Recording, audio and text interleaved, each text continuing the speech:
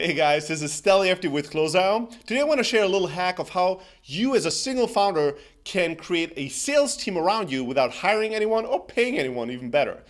Before I do that though, let me go back and share a little personal story. So I have two older brothers. One of them, the one in the middle of the three, is actually a pretty shy guy. And when he was, I think about 6, 7 years old, one day he came back to school and one of our uncles asked him about, girls in school and if there's any girl he likes. Him being shy, he looked down, he didn't really have too much eye contact, but he mumbled something in front of him. And my uncle asked him to actually repeat the answer. Is there any girl that you like in school? And my brother said, yeah. And my uncle said, well, did you do anything about it? Did you talk to her? Is it your girlfriend? Right? Teasing him, being the typical Greek uncle he was. And my brother was like, yeah, I do have a girlfriend. And my uncle was like, oh, really? Tell me more about her. And my brother goes, well, I have 4 girlfriends. And now everybody's turning around. There was a busy kitchen, people, uncles, aunts, my brother's kids running around. All of a sudden, everybody stops, turns around, and looks at my brother, and everybody goes, 4 girlfriends? What is the story here? And my uncle goes, really? You have 4 girlfriends? Yeah. Wow, tell me about them. Well, and he goes on to name all 4 of them. And then my uncle did something brilliant. He asked him, well, let me ask you, do they know that they're your girlfriends? And my brother went, no.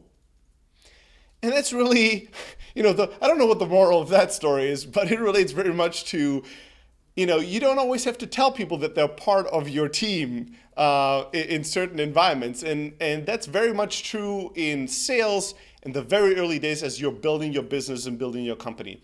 A lot of times you just have to start rethinking the way that you think about the world and expand the way that you frame things and actually realize that many people in your environment and your network could be part of your extended sales team. Think about, not just yourself and everybody else in your team. Think about your investors, if you have any, your advisors, your customers, if you have customers and power users. Anyone and everyone that you have that is part of your network could be, a part of your sales team if you only think of them that way and utilize them that way. So I'll give you one example. Every time you actually win a customer, that customer is an opportunity for you to not just be somebody that pays you money and gets value out of your solution, but actually you could transform them to become part of your extended sales family. That customer could give you referrals, and I've spoken about this in another video, and there's another blog post about how to actually do B2B referral sales really, really well. So every customer can bring you more customers by giving you referrals and generating hot leads for you. Every customer can be a reference. So when you work on really large and significant accounts, you can utilize them at the right timing. There's another blog post about this. And actually help them join your team and push that deal to the close. And really convince that prospect to become a customer, come in with a completely different level of credibility and actually close the deal for you. So a customer can be both a machine for lead gen, but also a machine to actually an actual kind of last inning closer for your team. Somebody comes in as a reference and pushes a prospect that's on the fence to the finish line and to become a customer of yours.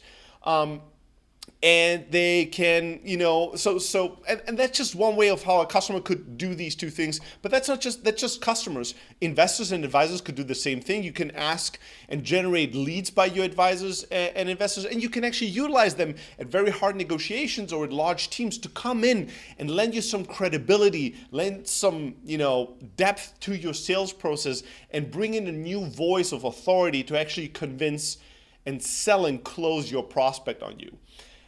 But that's not it, right? I mean, we talked in earlier blog posts, we'll link that up as well, about the power of actually negotiating in pairs. So at Close.io, if a deal takes way too long, because we know of a simple fact that the longer you work on a deal as an individual salesperson, the more invested you are in it. And the more invested you are in a deal, the harder it is for you to negotiate effectively.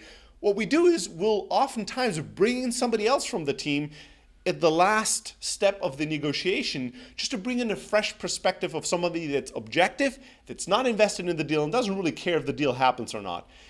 That person, oftentimes one of the most effective people to bring in sales negotiations at the final stage, are engineers, right? Engineers can be incredibly effective in negotiation, being rational, looking at a deal, and asking very tough questions on why are we making these these compromises, why are we giving this specific customer these kind of terms that we usually don't, and really challenge the salesperson at the final inning to really check through a list and make sure that we've negotiated effectively and we're not just giving in and give up the house just because we've invested so much time on the deal that we don't want to lose it. So, there's many creative ways to look at this, but the most important thing is that you need to stop thinking about your sales team as people that can only work for you full time and being on your salary, and start expanding your view of who could be an extended part of your sales family.